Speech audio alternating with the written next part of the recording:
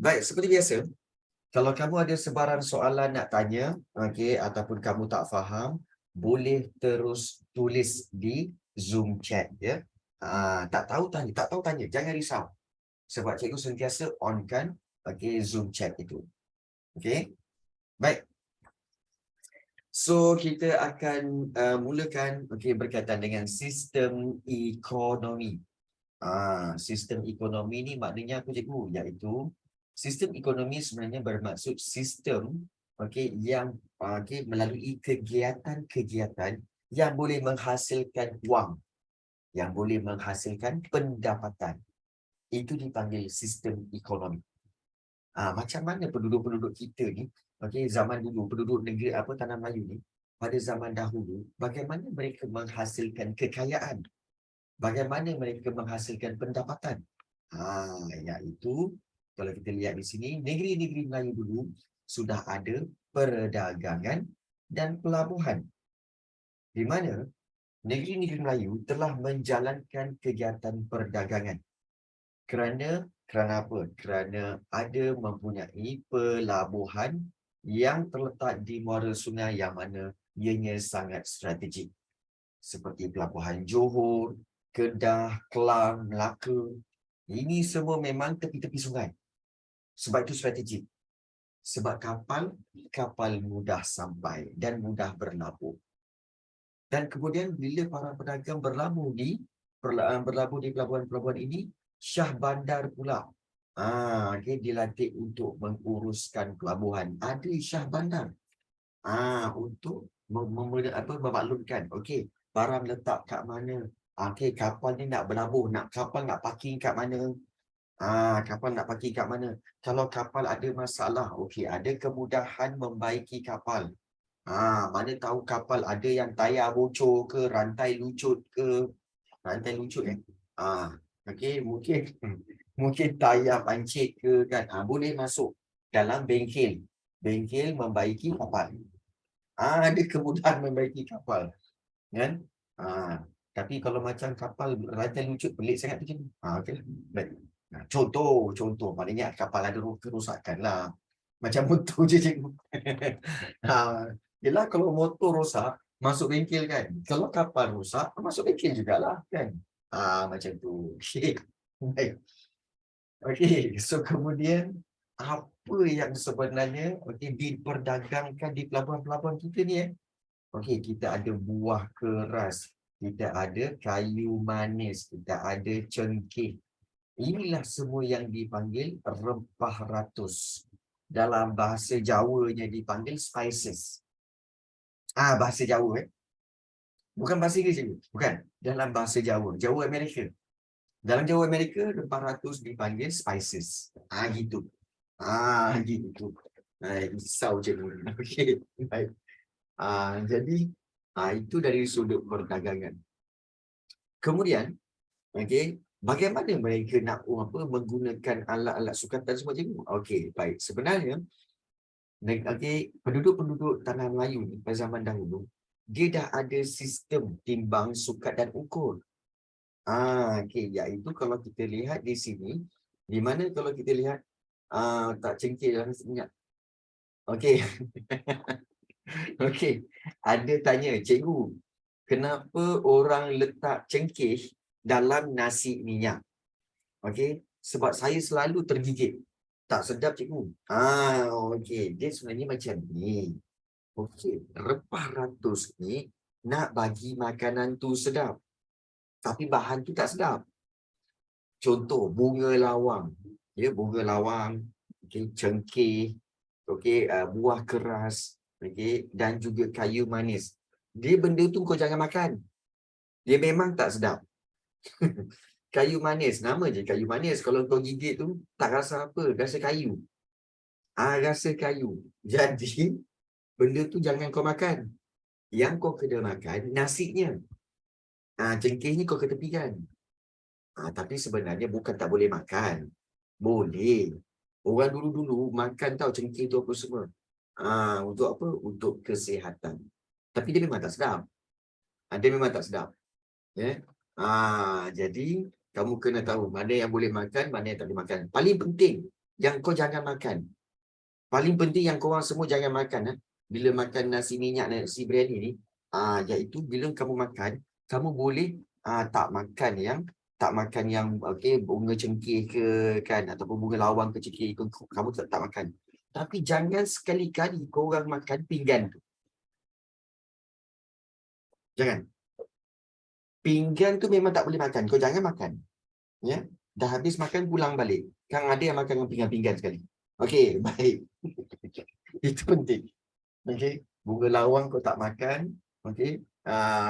Cengkeh kau tak makan. Pinggan pula kau makan. Kau jangan. Okey, hati-hati. Pinggan sila pulangkan balik. Okey. Baik. Nasi letak tepi makan pinggan. Ya, betul. Baik. So, kita lihat. Okey, iaitu berkait rapat dengan. Okey, kita tengok seterusnya. Okey, timbang, sukat dan ukur. Masyarakat Melayu menggunakan sukatan seperti kepul, leng, kal, cupak dan juga gantang. Cikgu dah maklumkan pada kelas yang sebelum ini, bahawa ini semua adalah sekecil-kecilnya lah. Daripada kecil, kita kata sebagai sukatan, untuk mengukur timbangan berat sesuatu benda tu, leng, kal, cupak dan juga gantang. Ini masyarakat Melayu. Kemudian ada juga masyarakat Melayu yang mengambil sistem timbangan daripada pedagang Cina. Maknanya orang Melayu juga yang ambil sistem timbangan daripada pedagang Cina. Sebab orang Melayu pada waktu itu banyak berdagang dengan pedagang Cina. Jadi mereka juga memakai sistem apa? Sistem kati, tahil dan juga pikul. Iaitu contohnya 16 tahil, 1 kati. 100 kati, 1 pikul. Ini untuk sukatan yang digunakan oleh orang Cina dan orang Melayu juga menggunakannya.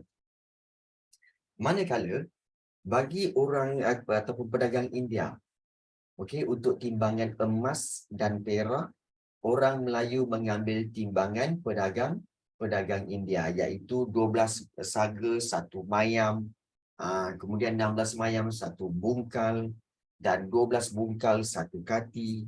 Ini semua adalah jenis-jenis timbangan bagi timbangan emas dan perak yang diambil daripada pedagang India. Mayam, bungkal dan juga kati serta saga.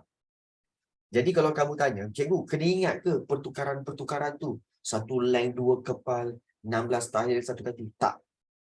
Tak payah. Yang kamu kena ingat, dia punya unit tu.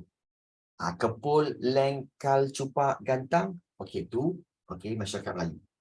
Kalau tahil, kati, pikul, itu pedagang Cina. Kemudian kalau saga, mayam, bungkal, kati, ataupun saga, mayam, bungkal, itu pedagang India. Maknanya jenis-jenis unit. Jenis-jenis unit timbangan. Macam kita sekarang ni timbangan guna apa? Timbangan kita sekarang ni kan guna gram dan juga kilogram kan? Gram, kilogram, itu adalah unit timbangan yang kita gunakan sekarang. So kita dah tak guna dah. Unit timbangan yang ini semua kita tak guna dah. Ya. Baik. So apabila British, Newton kenapa tak guna, cikgu? Newton sebenarnya adalah digunakan untuk sesuatu yang lebih besar lah. Yang lebih besar lah, yang lebih berat. Kau ni kan, yang gram dengan kilogram tu pun ramai yang tak mahir, yang confuse. Ini kan pula nak guna Newton. Baik. Jadi kita lihat di sini. Apabila pengaruh British sampai ke alam Melayu, muncullah sukatan baru seperti ounce, pound, tan dan juga gallon. So itu tentang sistem timbangan. So kalau ada siapa yang tak faham, boleh bertanya terus. Korang jangan malu-malu. Cikgu layan je soalan korang ni. Baik.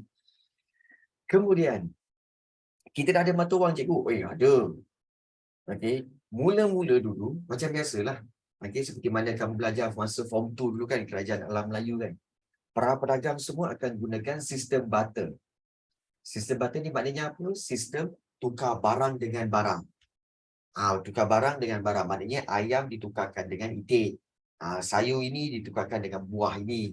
So itu sistem barter. Okey, tukar barang. Okey, pada mula-mulanya. Kemudian apabila mata wang digunakan di tanah Melayu, okey, so menggunakan wang logam yang diperbuat daripada timah dan juga emas. Timah dan emas kau. Idea menggunakan mata wang daripada logam, timah atau emas dalam urus niaga ini menjadi ikutan negeri-negeri Melayu lain untuk mengeluarkan mata wang masing-masing. Maknanya setiap negeri ada mata wang dia. Contoh kalau kita lihat, inilah dia. Contoh wang emas ni.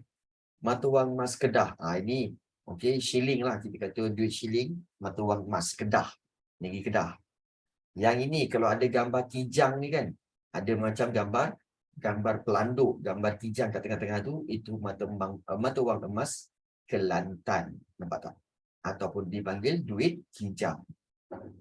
Dan kemudian kalau kita lihat mata wang Terengganu, atau dipanggil duit pitih. Mata wang Terengganu atau duit pitih Terengganu. Dia nampak macam bentuk pokok bunga ni. Mesti korang tertanya-tanya. Macam mana? Oh, ni saya cakap pitih. Kan pitih. Ada pitih. Pitih tu duit lah. Mu nak pitih tak? Mu nak pitih tak? Ya, betul. Pitih tu wang lah. Persoalannya ialah macam mana nak bawa duit macam ni? Siapa tahu? Ni duit bentuk pokok bunga. Macam nak bawa ni? Nak masuk dalam poket tak muat ni. Okey. Macam mana? Kena petik ke? Okey, baik. Bagus, Yasmin. Bagus nanti. Sebenarnya, setiap kali mereka bawa, okey, sebenarnya memang duit tu akan dihasilkan dalam bentuk macam ni. Tetapi, mereka akan petik. Maknanya mereka akan patahkan dan ambil yang bulat tu untuk buat bayaran. Dia akan patahkan ini. Okey, patahkan ni, patahkan ni, patahkan ni, patahkan ni. Okey, jadilah shilling. Maknanya dia kena petik lah. Macam dompet. Tak. Benda ni besar kot. Besar macam tu. Takkanlah kau pergi mana-mana kan. Kau bayangkan lah. Kamu bayangkan orang dulu-dulu pergi pasar kan. Bawa wang pitih yang bentuk bunga tu. Jalan. Kan pelik tu. Tak. Dia tak buat macam tu. Jadi kalau nak keluar, mereka akan petik satu-satu dan simpan dalam karung. Dan karung tu simpan dalam poket dan dia berjalan lah. Pergi ke pasar. Macam tu. Dia akan petik. Dia tak ada dia nak bawa benda macam tu. Macam pokok macam tu. Berapa banyak kot? Jangan. Ini wang pitih aku. Tak ada. Tak ada. Dia akan petik. Okay. Baik. Itu okay, yang zaman dahulu. So ada yang tanya. Tangkai dia cikgu, tangkai dia simpan balik. Harga dia tepat-tepat, tak payah petik. Tepat-tepat dia tak payah petik ke? Macam contoh harga dia tepat-tepat, dia tak payah petik ke? Betul.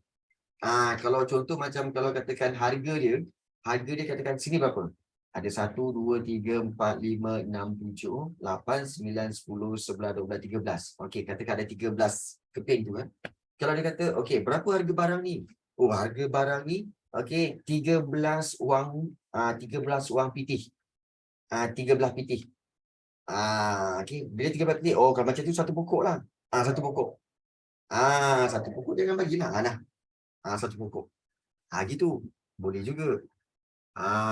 Okey, kalau tepat 13 pitih lah. Tapi kalau harga dia 2 pitih ke, 1 pitih ke, dia akan petik lah. Ataupun yang dia dah petik, dia simpan dalam karung tu kan, dia akan keluarkan lah. Dia macam tu. Dulu, so dia yang tanya, okey, yang cikgu mata wang sekarang diperbuat apa-apa? Kalau mata wang shilling sekarang ni sebenarnya menggunakan biji timah. Itu biji timah sebenarnya. Shilling sekarang ni yang ada ni, itu adalah biji timah. Ya. Dan duit kertas daripada kertas lah. Okay. Kalau ada yang yang plastik tu memang dibuat daripada plastik lah. Baik. So bermakna zaman dulu dah ada mata wang. Kemudian kita dah ada juga sistem percukaian. Aktiviti perdagangan yang pesat memperkembangkan bidang percukaian. Cukai ni maknanya apa? Apa itu cukai? Cukai ialah bayaran yang dikenakan ke atas hasil perlombongan, hasil pertanian, hasil hutan dan hasil perdagangan. Dan siapa yang kutip? Cukai ini akan dikutip oleh pemerintah. Sebab cukai ini adalah sumber pendapatan pemerintah. Dan akan disalurkan untuk apa? Untuk memakmurkan negara. Maknanya untuk menambahkan kekayaan negeri. Dengan duit itulah akan dibina jalan raya, akan diberi kemudahan pendidikan dan sebagainya. Itu cukai. Bayaran dikenakan ke atas hasil perlombongan. Orang dulu, bila mereka bercucuk tanam, ada banyak hasil padi. Bila mereka jual hasil padi itu, dapat duit. Dapat duit. Kemudian kerajaan kata apa? Okey, setahun ini kamu buat berapa banyak? Saya buat banyak duit. Saya buat banyak beribu duit. Kalau macam tu, kamu kena bayar sedikit cukai kepada pemerintah. Sebab kamu buat kerja itu, kamu berdagang itu, di negeri pemerintah ini. Oh, ya ke? So, kita ada raja lah. Jadi, raja menghendaki penduduk atau rakyatnya sila bayar cukai. Untuk kemudahan negeri ini. Baiklah, cukai. Jadi, cukai ialah bayaran dikenakan ke atas hasil perlombongan, hasil pertanian, hasil hutan dan juga perdagangan. Baik, cikgu nak tanya kamu semua. Kamu bayar cukai tak? Kamu semua bayar cukai tak? Semua diam. Rasa-rasanya bayar cukai tak? Tak bayar. Okey. Siapa kata? Siapa kata korang tak bayar cukai? Korang bayar. Korang bayar. Cuma korang tak perasan. Contoh, korang pergi ke McD. Korang pergi ke McD, harga dia punya set tu kan, RM12.95. RM12.95 set dia. Kemudian bila Kak, saya nak McD set ni set ni. Okey. Kemudian bila dia dah tekan punch kan dekat kaunter, kemudian bila kamu nak bayar kan, dia jadi berapa? Okey, semua total adalah RM13.20. Kamu akan kata apa? Tadi kata RM12.95, ini RM13.25 pula. Kan? Acik tipu Acik tipu ni. Tak baik. Kan? Dan bukan tipu. Selebihnya tu ada teks. Kan? Kemudian kamu pun kata, mana boleh cik? Kan? Saya sebenarnya order makan aja. Saya tak order teks. Teks nak buat apa? Bukan saya yang ni. Saya tak makan pun teks. Saya tak order pun teks. Kadang-kadang ada acik tahu pergi punch teks buat apa? Acik pun dah macam mana? Cashier tu cakap macam mana? Galau kepala dia. Aduh, macam mana aku nak explain budak ni Aduh, tak faham aku kan. Jadi, kena faham. So, kamu pun bayar cukai. Okay, kamu pun bayar cukai juga. Jadi, jangan marah. Okey, baik. So, itulah cukai yang sebenarnya memang ada dari dulu sampai sekarang. Memang ada cukai. Baik. Okey, kemudian kita telah lihat berkaitan dengan sistem ekonomi. Maknanya kita telah tengok sistem ekonomi negara kita dah ada perdagangan dan pelabuhan. Kita dah ada timbang sukat dan ukur. Kita juga dah ada mata wang. Kita dah ada mata wang. Dan juga kalau kita lihat di sini, kita dah ada sistem percukaian. Baik. So, bahagian yang terakhir sebelum kita memasuki bahagian terakhir sebelum kita memasuki bahagian kedatangan persebaran, iaitu kegiatan keintelektualan. Sebelum cikgu masuk yang ini, baik, cikgu nak tanya, ada tak sebarang persoalan nak tanya tentang sistem cukai ke, mata wang ke, timbang sukat dan ukur ke, atau perdagangan dan pelabuhan ke? Ada apa-apa nak tanya?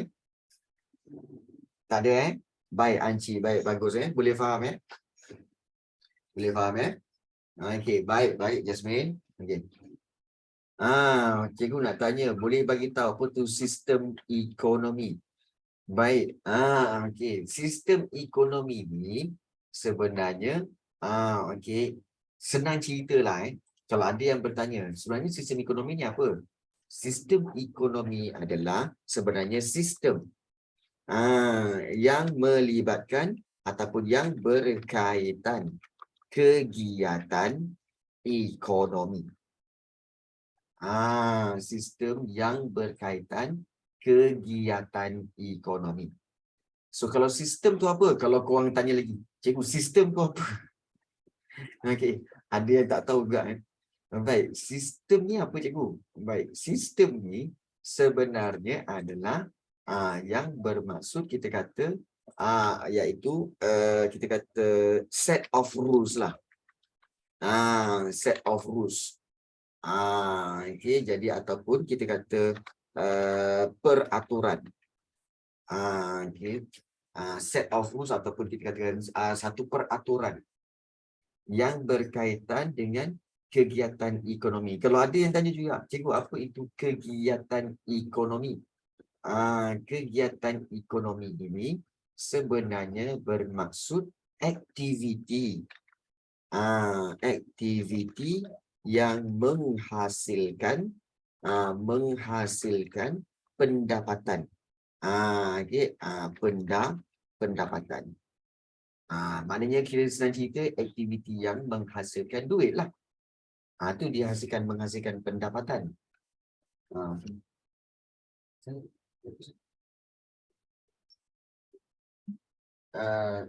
Habis pukul 12 selanjutnya.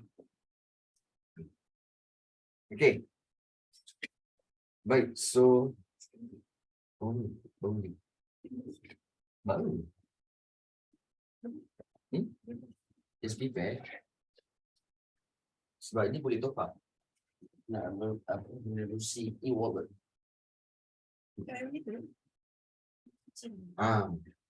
Sebab sama ini pakai yang tak takut selalu cicing. Online. Okey.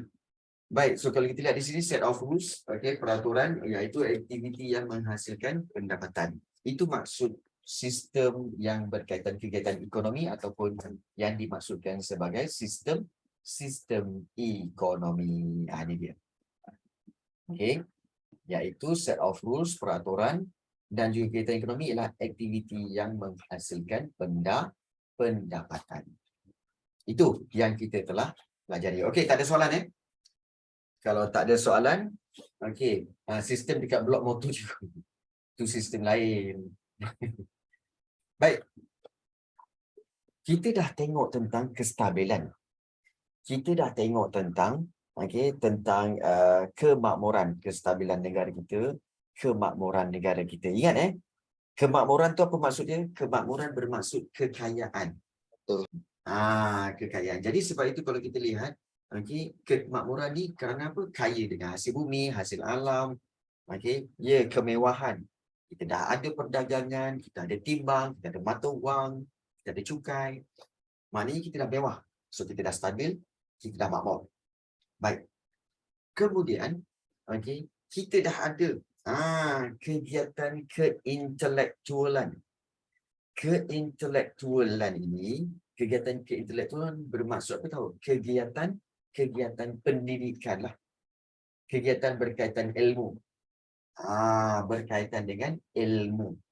Baik, Cikgu Musim Luruh ada ke kat Malaysia? Tak ada. Ada. Musim luruh ada, tapi bukanlah musim luruh daun. Tapi musim luruh buah.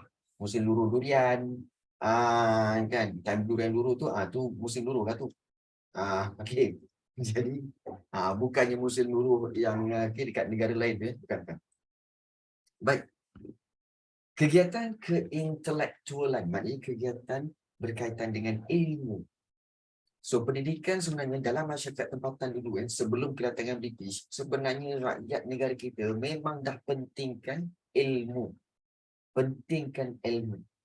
Sebab pendidikan bertujuan melahirkan individu yang berakhlak mulia, berkelakuan sopan, bertata susila, berdikari dan berhemah tinggi. Itu tujuan pendidikan. Dan pendidikan dalam masyarakat tempatan dalam negara kita pendidikan terbagi pada dua tau. iaitu pendidikan yang tidak formal dan juga pendidikan formal. Ingat formal tu maknanya pendidikan yang secara rasmi. Yang tidak formal tu maknanya tak rasmi. Itu kamu kena senang faham. Tidak formal maknanya tidak rasmi. Formal tu pendidikan yang rasmi. Dan kedua-duanya memang dah ada di negara kita. Contoh, kita belajar dulu tentang pendidikan tidak formal. Kamu tengok pendidikan tidak formal. Iaitu pendidikan tidak formal ini, ialah contohnya macam mana cikgu? Dia macam ni. Dia tidak formal iaitu merupakan pendidikan awal atau asuhan dalam institusi keluarga. Maknanya, pendidikan tidak formal ni adalah bermula dengan pendidikan daripada keluarga. Macam mana ibu dan ayah kamu didik. Itulah pendidikan tidak formal. Jadi orang dulu, kanak-kanak dulu diajarkan kemahiran bercucuk tanam, menangkap ikan, bertukang dan juga menghasilkan craft tangan. Itu kanak-kanak dulu. Bercucuk tanam, diajar bercucuk tanam, menangkap ikan, kan, bertukang, menghasilkan craft tangan. Kanak-kanak sekarang cuba cerita. Kanak-kanak sekarang diajar apa? Belum apa-apa dah belajar main tab. Belum apa-apa dah belajar tentang apps tertentu. Siap main game lagi. Siap main ML lagi. Cuba bayangkan kalau kamu semua ni, let's say lah kamu suruh back to the future lah. Maknanya kamu back to the past kan. Korang semua dihantar pada pada negeri Melayu pada tahun-tahun sebelum kedatangan Barat. Agak-agaknya korang boleh hidup tak agak-agaknya? Okey. Agak-agaknya cikgu main ML kan? Tak main. Kan? Contoh kalau katakan dihantar Erina pergi ke sebelum Barat dulu. Disuruh bercucuk tanam. Agak-agaknya boleh tak Erina? Okey. Memang tak boleh lah jawabnya. Kan. Okey, jadi sebab kenapa? Kan? Mak kamu suruh mak kamu pergi ke dapur. Suruh ambil bunga lawang pun kamu tak kenal. Mak, bunga lawang ni yang mana satu ni? Bunga lawang pun tak kenal. Kan? Jadi orang dulu dah belajar benda ni. Bercucuk tanam, kenal pokok. Dan juga belajar menangkap ikan, kenal ikan. Ada ikan, ada ikan siakap, ada ikan keli, ada ikan baung, ada ikan haruan. Cuba kalau tanya pelajar-pelajar sekarang ni, kenal tak ikan? Kenal? Ni ikan apa? Tu ikan lah. Ni ikan apa? Ikan lah. Ni ikan apa? Ikan lah. Semua ikan. Semua ikan. Tapi beza-beza. Kan? Tak tahu ikan apa ni? Entah. Tapi ikan lah. Ni ikan, ni ikan, ikan. Jadi itu masalah. Orang zaman dulu dah belajar dulu. Ikan apa? Ikan puyuh, haruan. Dah belajar. Jadi itu yang dikatakan pendidikan tidak formal. Pendidikan tidak formal. Dan mereka juga diajarkan ilmu agama. Macam mana ikan puyuh dapat nama puyuh. Itu ada sejarahnya. Nanti kita akan bincangkan macam mana ikan puyuh dapat nama puyuh. Baik. Mereka juga diajarkan ilmu agama, berpekerti mulia, cara berkawan dan menjaga maruah. Menjaga maruah, cara berkawan pun diajar. Menjaga maruah pun diajar.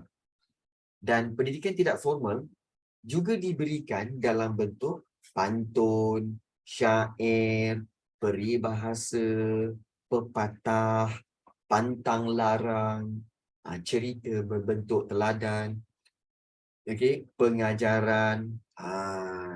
Jadi ini dikatakan sebagai cara-cara memberi pendidikan tidak formal. Selalunya pantun selalu diberikan pendidikan tidak formal. Contoh, pernah dengar tak pantun? Gendang gendut tali kecapi. Pernah dengar? Sambung? Siapa tahu sambungan dia? Gendang gendut tali kecapi. Siapa tahu sambungan dia? Pantun tu. Gendang gendut tali kecapi. Tak ada siapa yang tahu? La ilaha illallah. Tak ada siapa yang tahu? Allah. Tak ada siapa yang tahu ya? Okey. Sebenarnya, okey, dia punya ayat gendang gendut tali kecapi. Kenyang perut, suka hati. Nampak tak? Orang Melayu dia memberikan pengajaran melalui pantun. Gendang gendut tali kecapi. Kenyang perut, suka hati. Maksudnya apa? Orang Melayu ajar dulu, iaitu kalau nak bagi orang tu suka hati, bagi makan kenyang-kenyang. Bagi makan kenyang-kenyang. Kalau lapar memang dia marah. So bagi makan kenyang-kenyang. Bila dah bagi makan kenyang-kenyang, kenyang perut, suka hati. Itu sebenarnya. Nak bagi orang gembira, makan. Bagi makan. Sebab itu orang Melayu ni, kalau dia berjumpa orang, okay, dia tak macam cerita Korea. Cerita Korea kalau jumpa, okay, duduk kat tepi-tepi apa, tepi apa taman, so duduk dan borak, duduk dan borak, duduk dan borak. Tak, orang Melayu tak macam tu. Orang Melayu nak jumpa, pergi makan. Kat restoran ke, kat mana ke kan. Sebab kalau orang tengok drama-drama Melayu, kalau mana-mana pun mesti kat restoran. Sebab apa? Bila sama-sama makan, sama-sama suka hati. Okay. Sebab itu kedai mamak boleh hidup. Kedai mamak boleh hidup 24 jam. Sebab 24 jam orang makan. Kenapa 24 jam orang nak bersuka hati? Kan? Itu sebenarnya. Dah bagi tahu, orang Melayu tu dah bagi tahu dah. Okey, gendang gendut tali kecapi, kenyang perut suka hati. Ya betul. Kemudian juga, okey, so ada yang kata, okey, ni, cikgu betul ke kalau mandi, okey, kalau mandi, lap tak kering. Maknanya lap tak kering, okey, nanti hantu raya ikut. Okey. Sebenarnya itu bertujuan untuk memberi nasihat kepada kamu supaya apa? Supaya bila dah mandi, laplah kering-kering. Sebab kalau kamu tak lap kering-kering, nanti bila kamu masuk ke dalam rumah, airnya menitik. Menitik di atas lantai. Nanti bila menitik atas lantai, orang lain lalu kat situ, takut nanti licin dan tergelincir jatuh. Tapi dibuatlah dalam bentuk cerita yang menakutkan. Mandi. Dah mandi, lap kering-kering. Kalau tidak, nanti hantu raya ikut. Okey. Kan sebagai satu pesanan. Macam tu. Macam tu juga, kalau cikgu rasa sampai sekarang lah, di mana ada pesanan apa tahu? Okey, jangan duduk di atas bantal. Jangan duduk atas bantal tu. Tu bantal tu, jangan duduk. Nanti bisul punggung tu. Nanti bisul punggung tu. Tumbuh penyakit dekat punggung tu. Duduklah kat bantal. Maknanya, dia bagi tahu macam tu bertujuan untuk apa? Supaya kamu jangan duduk di bantal itu lagi. Sebab bantal ni, Jepun tak, cikgu, Jepun tak bisul pun punggung dia. Betul lah, Aisyah. Kalau kamu tengok Jepun kan dia duduk atas bantal kan? Dia duduk atas bantal. Bantal yang kecil-kecil dia kan? Di Malaysia ni, di negeri-negeri Melayu, sebenarnya di negeri Melayu, orang Melayu bila jumpa, dia duduk bersila. Dia tidak duduk atas bantal. Bantal ni digunakan dalam bilik tidur. Hanya di bilik tidur. Dan digunakan untuk letak kepala sebelum tidur. Jadi bayangkan, bantal tu untuk letakkan kepala, kamu pula pergi duduk atas bantal tu. Letak punggung atas bantal tu. Dan kemudian bila letak punggung atas bantal tu kan, kemudian katakanlah kamu duduk. Tiba-tiba dalam diam tengah borak-borak kan, tiba-tiba kamu sengit. Cuba bagi tahu cikgu, kenapa tiba-tiba kamu sengit? Cuba bagi tahu cikgu. Tengah duduk, tiba-tiba sengit. Ni semua orang buat, cikgu tahu. Mesti semua orang pernah buat. Tak kata, bukan. Bukan. Sebab bantal tak balance, bukan. Betul, Lily. Ya, sebab kamu nak kentut. Betul tak? Bila kamu nak kentut, kamu tak pernah lagi. Macam tu, kamu akan sengit sikit. Bila kamu sengit sikit, kamu pun lepas angkat angin. Okey, betul. Bayangkanlah bantal yang sama dah kena kentut bau busuk tu, kemudian letak dekat atas katil nak buat tidur. Kan tak boleh tidur malam tu. Nampak tak? Jadi, sebab tu dipesan orang Melayu dulu, menyesal betul. Jadi sebab itu orang Melayu dulu pesan, jangan. Okay. Jadi jadi jangan, sebab nanti menyusahkan orang nak tidur. Lagi satu sebab apa? Sebab nanti kalau duduk kat bantal tu, takut nanti bantal tu koyak. Bantal tu koyak, dia punya kekabut tu terkeluar. Kan dah rosak. Tapi tak tahan memang part dia. Ini semua pernah buat kan? Betul tak, semua pernah buat? Bila duduk, tiba-tiba kan sengit. Muka, betul? Mesti semua pernah buat ni. Kan? Ada dulu. Cikgu jadi Jepun, macam mana dia orang tengok. Sama je sebenarnya. Sama je. Tak ada. Saya tengok rumah lama-lama tak sabar ada bilik tu, katil dia semua kayu tu. Masuklah bantal. Oh ya ke? Memang ada. Okay. Jadi itu sebenarnya memang semua orang buat. Memang semua orang buat. Memang kita tahulah tu. The best part is apa tau? Bila dia dah sengit. Kemudian bau. Lepas tu dia juga cakap, siapa kentut ni? Padahal dia yang sengit. Kemudian dia bau. Siapa kentut ni? Kasar tak? Siapa biasa buat?